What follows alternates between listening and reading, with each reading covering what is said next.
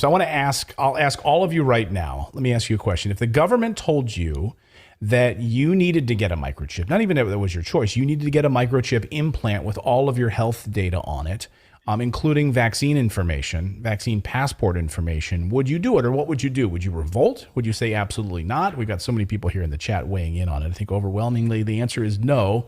This might sound like a conspiracy theory, but it's actually happening.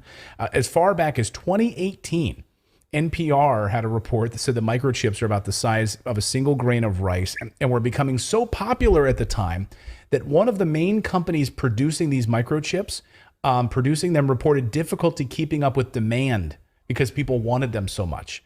They also covered a Bloomberg report about how these used the same backdoor technology that was being used by the CIA and the Pentagon. Take a listen to this NPR report.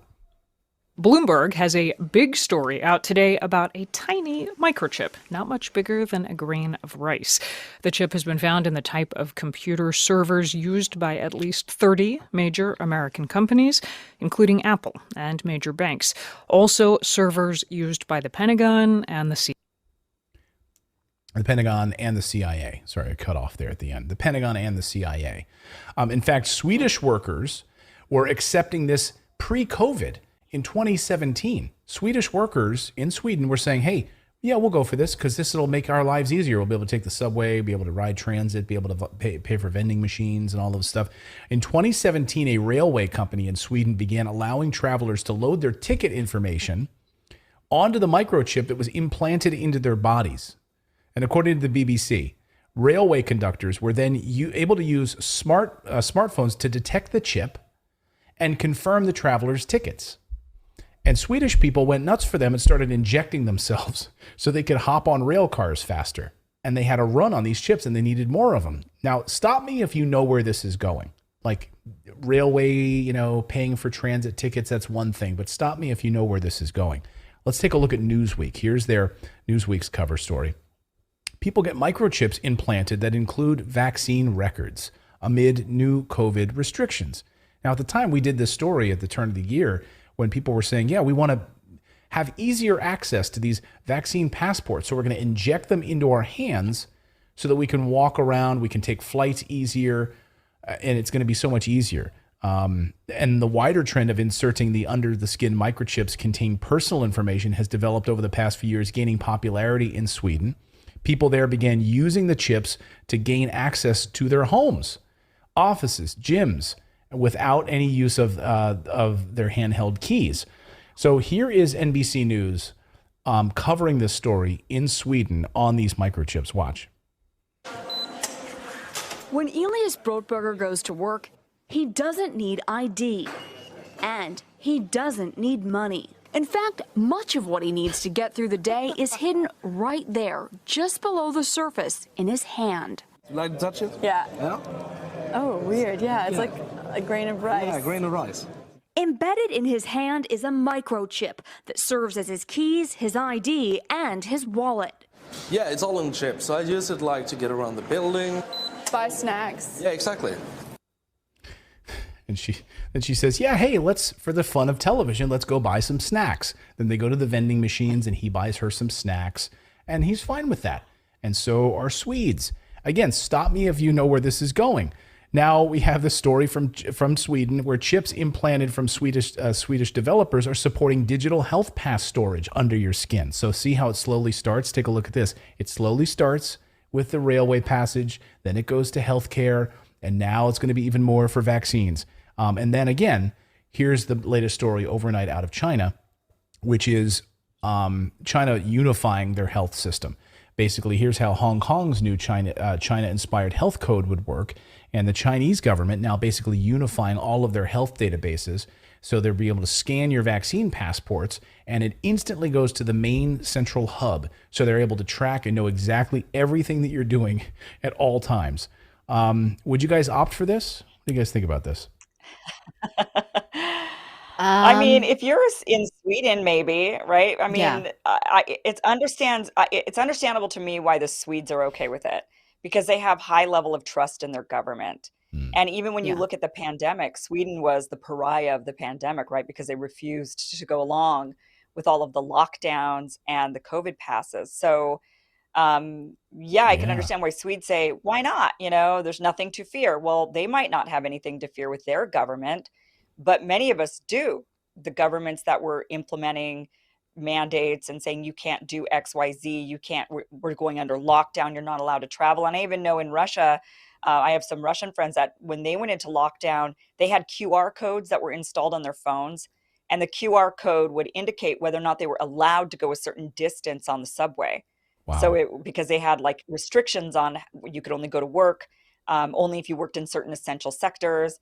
And so they actually use those QR codes on their phones in order to restrict, and people just were like, I guess I'm going to have to walk, where I want to go. So, and that of course, in many areas, if they had the ability to move to that digital pass on the phones, they would have done. I mean, they tried, but it just didn't work out here in the United States. But yeah, I mean, obviously that's where that microchip is headed. But on the flip side, there's a lot of people who would love it. People that are older, they can't remember their medical records when their doctors say, hey, what medicines are you on? And what are your recent, what have you done lately? And they're like, I don't know, check my chip. I mean, I Yeah. guess you could see that, right? Sure, I can see of all kinds of useful things if you trust the ecosystem.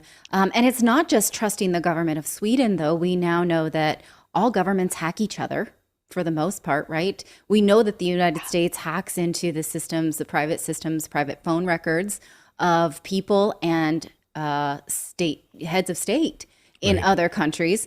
So, if you're Swedish, that's fine, but better hope that the American government doesn't find an exploit for it, because then they're going to track you too. Well, I have so many questions too about like, okay, what's in these chips, right? We know, I mean, rare earth minerals that are, we don't even have recycling programs for them because they're so toxic. So we're going to put that inside of our bodies. Right. I want to ask, remember our acupuncturist, Dr. Butler, who said when I was pregnant, he said you shouldn't wear the Apple Watch because of the frequency. Like, can you imagine what an wow. acupuncturist would say about like This sort grain of rice that has, right. My next thought went completely sci-fi and thought, well, can it teach me Cantonese? Can it, like the I Matrix? think that has to be in your brain in order Right. for them to do that. But I know they are working on that. They are working on microchips that would go in your brain. But again, everything is always developed under this benevolent, for benevolent reasons, like, well, we're Yes. going to put the microchip in your brain to help prevent Alzheimer's. So that sounds like a really good thing, or to help you if you're epileptic, or if you've got any sort of other neurological illnesses, then maybe the microchip in your brain would help you. But yeah, you could definitely see where that technology could be used in a very sinister way that is extremely limiting. I mean, if you can only pay for things using the microchip in your hand, and the government doesn't want you to buy certain types of products, could you imagine? I mean, you Yeah. get cut off. You get cut off and you can't do anything then. And this is why there's this movement back to cash. I used to be very pro, hey, get rid of cash. Cash is trash. That used to be something I used to say because I'm an investor and I believe in, in passive income and buying actual assets.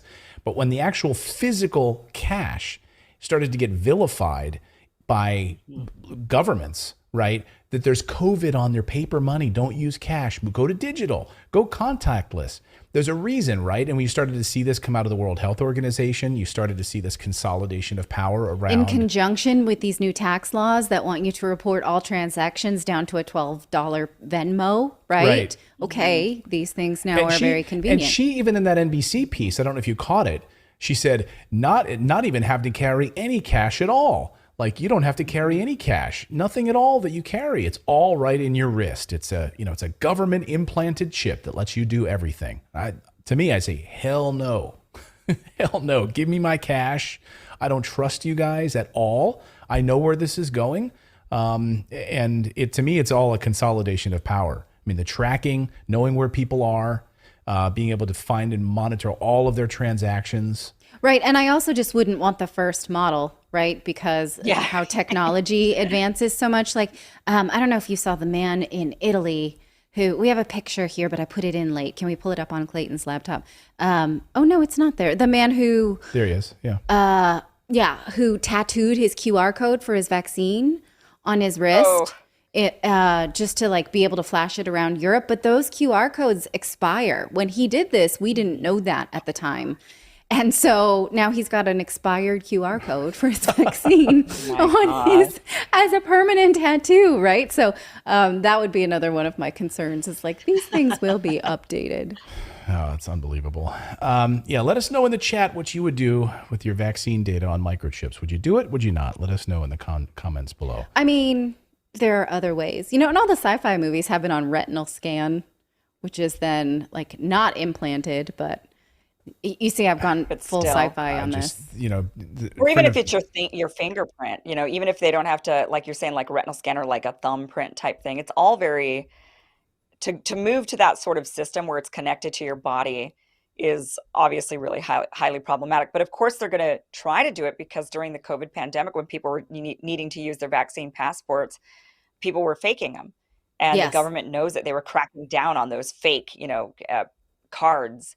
Right. And so I would imagine that they are trying to figure out how do we prevent people from being able to do that, which is scary, very scary. But then I hope at the same time that you manage to prevent hacking, of these people's health data, banking data. Yeah. Like my chip was hacked. Oh, we need to send you a new chip. Oh, that means I need to get another injection. I need to take the old one out. No, they take it out like in Stranger Things. Oh, yeah. Where she just like 11. I would hope more like Total Recall. Oh, yeah. Arnold Schwarzenegger Total Recall, where they pulled it. So David did put up a poll. David did put up in chat asking, would you allow the government to microchip you for convenience? And of 2,200 votes, we had 2% of them that were yes, 2% at depends on where they stick it, and 95% are hell no. All right. Thank you for that 2% vote, Dr. Fauci. We're glad you're watching. Well, today's episode.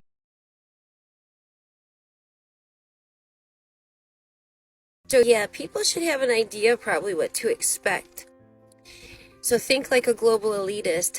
These smaller countries are testing phases, testing the system, working out the kinks, learning how to handle people that are reluctant to enter into it, learning how to handle dissidents before launching it on a global scale. After launching it on a global scale, they can also use these smaller countries as examples to ease the concerns of other people in other countries. Look, it happened here. There's no worries.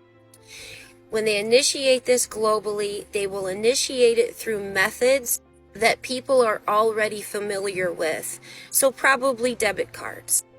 Then once the systems are initiated and concreted at the foundation of the economic base of every country, this is when they'll come forth and initiate the concept of a chip. It's just going to make the system run more efficiently. It's just going to make life easier. Oh, it's a cool piece of technology. People will be comfortable and used to using the digital currency at that point. A great amount of the population will run to taking a new piece of technology in their body or a chip in their body. They won't think anything of it. That'll create a chain reaction. Some will be reluctant, then eventually they'll take it. They'll end up whittling down the population to the point that those that want to remain dissidents will end up being locked out of the system. So what people should know is they don't want to have to force people into the system. They would much rather have the majority of the population choose to walk into it. They're going to use a lot of trickery and manipulation, just as they did with the jab. So folks should have their eyes wide open. If you listen to the people pushing forth this agenda of Agenda 2030, they know there's going to be dissidents outside of their system. This agenda is primarily being pushed through the World Economic Forum and the WHO, and the UN is being used as a long arm to institute it. And they are very well aware that those dissidents outside of the system, once they are locked outside of the system and people really cannot buy or sell anything, a great majority of people are going to cave and enter into it. And they want this completed by 2030. My feeling is after 2024, we're really going to start seeing a pickup of pace. So for those that don't want to enter into this, we should be preparing to live outside of the system. Food systems, medical systems, banking systems, governmental systems.